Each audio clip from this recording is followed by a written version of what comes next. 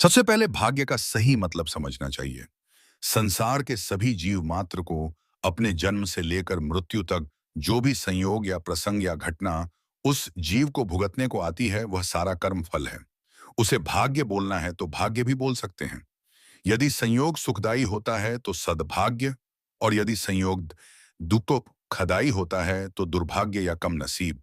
दोनों को कर्म फल ही है। अब कर्म फल है तो कर्म बीज भी होना ही चाहिए। कर्म बीज उसने गत अवतार यानी कि करीबन 60-70 साल पहले बोए हुए थे। यह काल परिपाक काल कहा जाता है। उदाहरण के तौर पर समझिए, यदि आज हम आम खाकर उसकी गुठली जमीन में बो देते हैं तो उसका पहला फल कैरी चेन 4-5 साल बाद ही मिलेगी।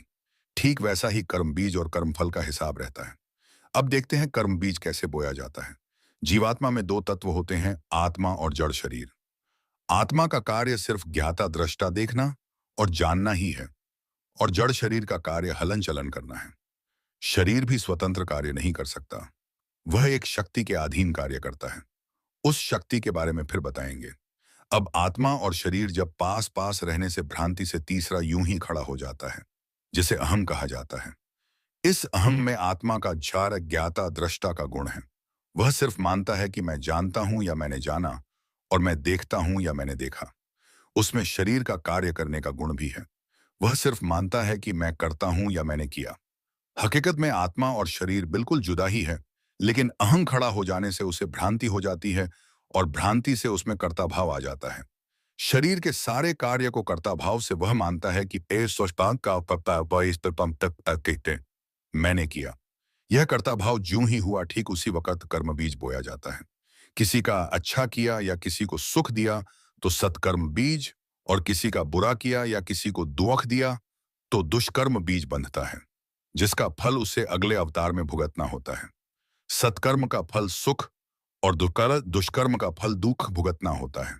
तो इस तरह से अपना भाग्य लिखने वाला और कोई नहीं, वह खुद है। मतलब जो कर्म बोता बांधता है वही कर्म फल भुगतता है।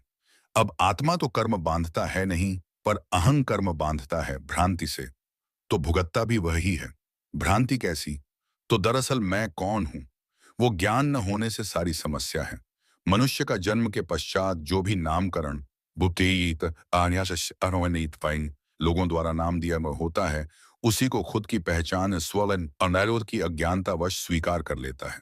यह अहं के कारण मनुष्य मरते दम तक कर्मफल भुगतता है, और कर्ता भाव के होने से नया कर्म बांधता है, जो उसे अगले जन्म में भुगतने का होता है। यही सिलसिला जारी रहने से 84 लाख योनि में जन्म मरण का चक्रव्यूह में फंसा रहता है। इस जन्म मरण के चक्रव्यूह से निकलने का उपाय मैं कौन हूं प्रश्न का सही उत्तर प्राप्त करना, और उसके साथ साथ यह दुनिया कैसे चलती है या इसका चलाने वाला कौन है, क्या होगा आपका अगला जन्म। गरुड़ पुराण में पुनर्जन्म को लेकर लिखी गई हैं। ये बातें गरुड़ पुराण में बताया गया है कि कर्मों के अनुसार आपका अगला जन्म क्या होगा। आज हम आपको इसी बारे में विस्तार से जानकारी देंगे। गरुड़ पुराण में मनुष्य के कर्मों का लेखा जोखा लिखा गया है। इस पुराण को किसी व्यक्ति की मृत्यु के बाद पढ़ने की परंपरा है।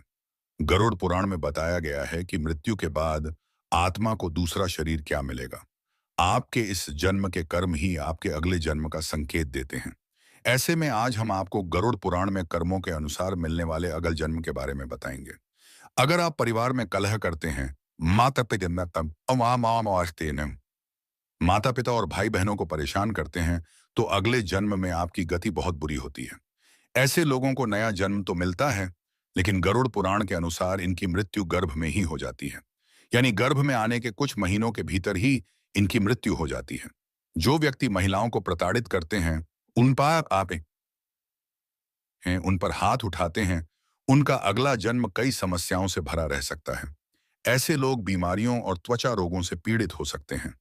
जो पुरुष शादी के बाद किसी पराई स्त्री के साथ अवैध संबंध बनाते हैं, उनका अगला जन्म सांप,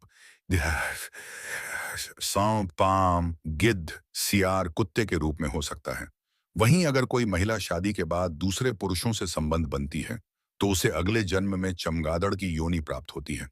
इसके साथ ही अधर्मी व्यक्तियों को भी गधे और कुत्ते की योनि अगल जन्म में मिलती है। धोखेबाजी करने वाले लोगों को गिद्ध के रूप में अगला जन्म लेना पड़ता है। जो पुरुष महिलाएं घर में अशांति पैदा करते हैं, उनको झोंक या जलचर के रूप में अगला जन्म लेना पड़ सकता है। हत्या करने वाले लोगों को अगले जन्म में कोढ़ का रोग हो जाता है। जो भ्रूण हत्या करते हैं, आधाउस आदने गुरु का अपमान करते हैं, उलामा आप खा पाते हैं, उन्हें अगले जन्म में चांडाल बनना पड़ता है। ऐसे लोगों को अगले जन्म में कई परेशानियां झेलनी पड़ सकती हैं। जो लोग सच्चाई के मार्ग पर चलते हैं, दूसरों की सहायता करते हैं, धर्म के अनुसार चलते हैं, उनका जन्म एक योग्य व्यक्ति के रूप में होता है। अंतिम समय में जो लोग ईश्वर का ध्यान करते हैं, उनको मुक्ति प्राप्त होती है। ऐसे लोग जन्म मरण के चक्र में फिर नहीं फंसते। वहीं धर्म के विपरीत चलने वाले, ईर्ष्या द्वेष रखने वाले लोगों को अगले जन्म में गिद्ध की योनि मिलती है। किसी के खिलाफ झूठी गवाही देने वाले लोगों को अगले जन्म में अंधा बनकर पैदा होना पड़ता है। वहीं गरुड़ पुराण के अनुसार जो लोग अप्राकृतिक रूप से संबंध बनाते हैं, उनका अगले जन्म में नपुंसक हो सकते हैं। ऐसा माना जाता है कि मृत्यु के बाद 13 दिनों तक मृत व्यक्ति की आत्मा घर में ही रहती है। ऐसे में इन 13 दिनों में अगर घर में गरुड़ पुराण का पाठ किया जाए तो मृत व्यक्ति की आत्मा को मोक्ष की प्राप्ति होती है।